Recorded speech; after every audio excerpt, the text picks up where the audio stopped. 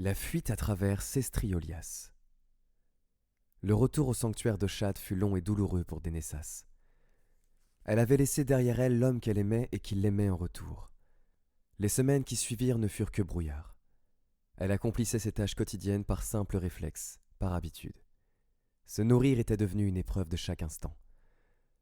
En plus de ne pas ressentir l'envie de manger malgré la faim, ses repas ne restaient que très rarement dans son estomac. Puis Dénessas comprit que quelque chose clochait. Elle n'avait pas non plus saigné depuis des semaines. Il n'était pas interdit d'avoir des relations, de se marier et d'avoir des enfants au sein de l'ordre, mais uniquement au sein de l'ordre. Et le dernier homme qu'elle avait connu était le roi. Réalisant que sa situation était sans précédent, elle ne sut vers qui se tourner. Comment Nifri allait-elle recevoir la nouvelle? Quel sort l'ordre allait-il lui réserver? Et si Aste venait à l'apprendre? Elle ne pouvait pas non plus en parler aux autres disciples ou mages médecins, au risque d'être dénoncée. Prise de panique, Dénessas choisit de prendre la fuite. Maximilien l'avait supplié de rester des semaines plus tôt. Il n'était pas possible qu'il puisse revenir sur sa parole. Cela, Dénessas l'espérait, pour elle et pour leur enfant à naître. Elle prépara discrètement son départ.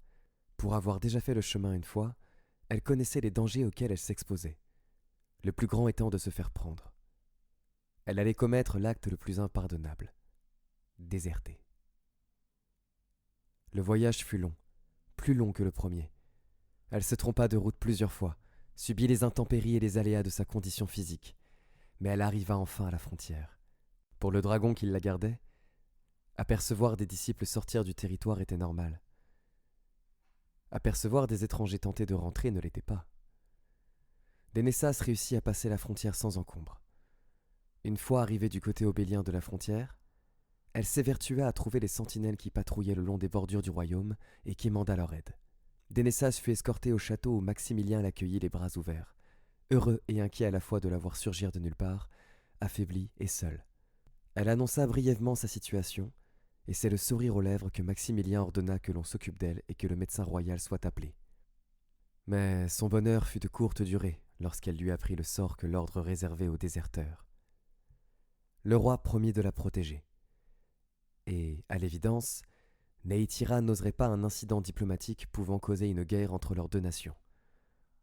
La reine, quant à elle, ne prit pas la nouvelle avec autant de liesse. Subir l'affront d'être publiquement éclipsée par une prolétaire orpheline était une chose, mais de la voir enfanter un bâtard en était une autre.